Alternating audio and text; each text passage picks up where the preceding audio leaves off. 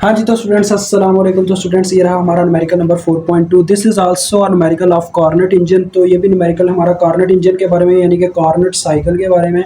तो देखें स्टूडेंट्स, ये इसमें कहता क्या है जी, वो कहता है at what temperature is heat supplied to a Carnot engine, यानी कि वो कौन सा टेम्परेचर है जिस टेम्परेचर पर हमें हीट सप्लाई की गई कार्नट इंजन को। ठीक है, तो वो टेम्परेचर कौन सा होता है? इनपुट टेम्परेचर मतलब कि T1 की बात कर रहा है, तो लिहाजा हमने T1 को फाइंड आउट करना है, ये वो कहना चाह रहा है, यानी कि वो टेम्परेचर क्या है, कितना था। तो वो कहता है डेट रिजेक्ट्स। अब देखें उसने Q1 की भी मुझे यहाँ पे वैल्यू नहीं दी। देखते हैं आगे Q1 का आगे वो पूछता है तो देख लेंगे। वो कहता है डेट रिजेक्ट्स, ये चीज़ तो उसने पूछी थी ना मुझे कि कितना टेम्परेचर है, तो इस वजह से हमें ये मालूम करना है। आगे वो कहता है डेट रिजेक्ट्स। रिजेक्ट्स का मतलब कि ये हमारी क्या है जी, ये हमारी वो हीट है जो रिजेक्ट हुई है आउटपुट के तौर पे। तो आउटपुट के तौर पे कौन सी हीट रिजेक्ट होती है? हीट रिलीज, यानी कि Q2 की बात कर रहा है। तो ये हमें Q2 दी गई है पर टाइम के लिहाज से। देखो ये कितनी है, 1000 किलो जूल पर मिनट। अब स्टूडेंट्स मिनट तो हम ऐसे यूनिट्स में नहीं देखते, हमें सेकंड ही लिया जाता है हमेशा। तो मिनट को सेकंड में कन्वर्ट करने के लिए यहाँ पे हम मिनट को 60 सेकंड होते हैं एक मिनट में, तो लिहाजा हमारे पास Q2 आ जाएगी। देखें 1000 किलो जूल ओवर 60 सेकंड, इस तरह से। ठीक है जी, अब 60 से 1000 को डिवाइड करवा लो तो ये देखते हैं कितना आता है। तो स्टूडेंट्स ये मेरे पास आता है 16.66 किलो जूल पर सेकंड। ठीक है जी, सेकंड तो बटे में ही रहेगा ना। तो ये आ गया जी हमारे पास। आगे नेक्स्ट देखो स्टूडेंट वो क्या कहता है। नेक्स्ट कहता है जी मुझे कि इतनी हीट रिजेक्ट की गई है। ठीक है जी, उसके बाद वो आगे कहता है एंड प्रोड्यूसेस, और फिर क्या प्रोड्यूस करता है? 50 किलो वाट ऑफ पावर। अब यहाँ पे भी बच्चे फंसते हैं, उन्हें समझ नहीं आई। देखो 50 किलो वाट ऑफ पावर यानी कि वर्क हुआ है यार, वर्क की बात कर। Power is also called work, तो लिहाजा ये वर्क है। W is equal to 50 kilowatt. अब देखो वो कहता है एट सिंक टेम्परेचर। अब उसने T2 की वैल्यू भी नहीं दी, बस एक हिंट दे दिया सिंक टेम्परेचर। अब सिंक टेम्परेचर आपको याद रखना पड़ता है कितना होता है। सिंक टेम्परेचर स्टूडेंट्स हमारे पास हमेशा 7 डिग्री सेल्सियस होता है, तो लिहाजा T2 की बात कर रहा है। T2 आप यहाँ पे लिख सकते हो, sink temperature is equal to T2 which is equal to 7 degree Celsius, जिसको हम कैल्विन में करेंगे क्योंकि कैल्विन ऐसा ही यूनिट होता है। तो लिहाजा 273.15 प्लस 7, यानी कि 7 के अंदर इतना जमा कर देंगे तो ये बन जाएगा 280.15 कैल्विन। ठीक हो गया जी। ये देखें हमने सबको एज अ ऐसे यूनिट कंसिडर कर लिया, सबको ऐसे यूनिट की फॉर्म में ले आए हैं। अब हमने निकालना क्या है जी, निकालने के लिए हमें उसने बस एक ही चीज़ दी है, टेम्परेचर। और दूसरे नंबर पे स्टूडेंट्स हमें यहाँ पे टेम्परेचर के लिए क्या क्या चीज़ मतलब कि हमारे काम आने वाली है वो भी देखने वाली चीज़ है एक। देखो स्टूडेंट्स हमने एफिशिएंसी के लिहाज से हम टेम्परेचर निकाल सकते हैं क्योंकि हमने टेम्परेचर का वहीं पे फार्मूला पढ़ा था। देखो थर्मल एफिशिएंसी का हमने एक फार्मूला पढ़ा था जिसमें हमारा T1 भी आता है, T2 भी आता है।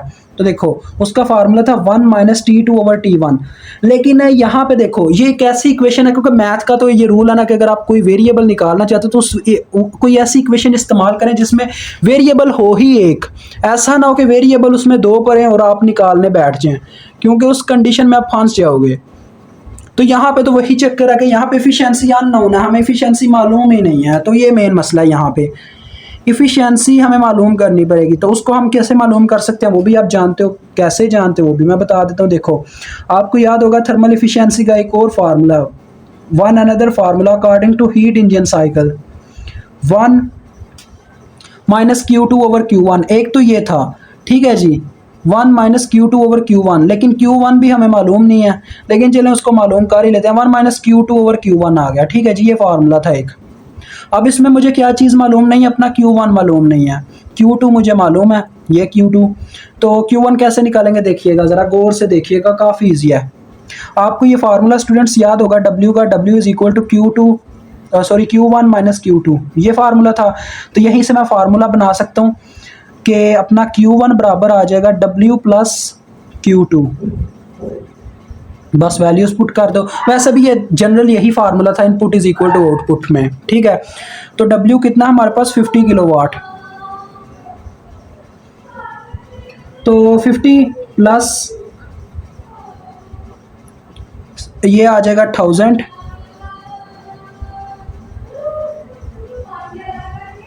तो ये 1000 तो नहीं था, ये तो किलो जूल पर मिनट में था। तो चलें इसको मैं 66 ही बना देता हूँ, ये मैंने ना पुरानी वैल्यू लगा दी, आप ठीक हो गया, देखें 16.66 हो गया।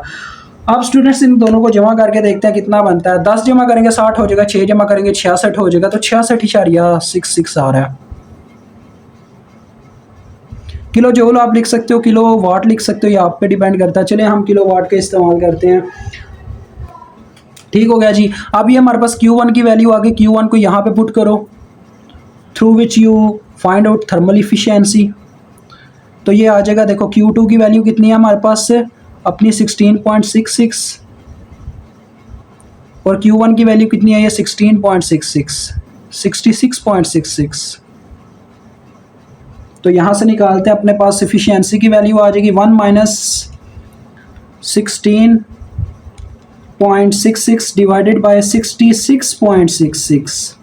So your efficiency 0.75। ठीक है जी, आपकी एफिशिएंसी की वैल्यू है। अब इसी को हम ऊपर वाले फार्मूले में इस्तेमाल करते हुए अपना टेम्परेचर निकालेंगे। मेन काम था सिर्फ टेम्परेचर स्टूडेंट्स, और इसमें कुछ नहीं पूछा गया क्वेश्चन में।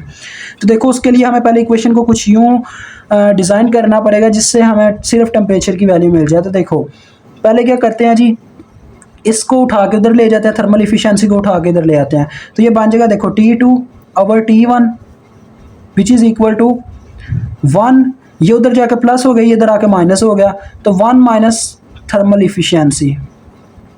ठीक है, ये इक्वेशन बन गई। उसके बाद जी, अब उसके बाद हमने T1 को मालूम करना है, तो इन दोनों की जगह रिप्लेस कर देंगे। T1 उधर चला जाएगा, thermal efficiency 1 minus thermal efficiency इसके बटे में आ जाएगा T2 के। तो देखो T1 उधर चला गया इस साइड पे और ये इसके बटे में आ गया। तो ये इक्वेशन का फार्मूला कुछ यूँ बनता है, देखो T2 over 1 minus thermal efficiency.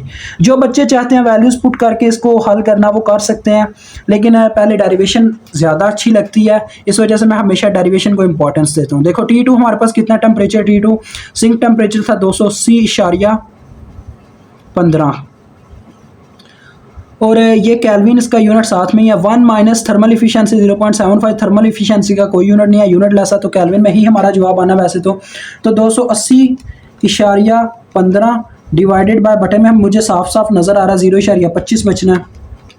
तो ये मेरे पास आ गया स्टूडेंट्स, इसका आंसर अपने पास जी। तो स्टूडेंट्स इसका आंसर हमारे पास आ रहा है जी 1120.6 केल्विन। ठीक हो गया जी, ये हमारा टेम्परेचर आ गया अपना T1। तो मुझे उम्मीद आपको समझ आ गई होगी, काफ़ी इजी न्यूमेरिकल था। अभी आपसे इजाज़त चाहता हूँ, अल्लाह हाफिज़, अस्सलाम वालेकुम।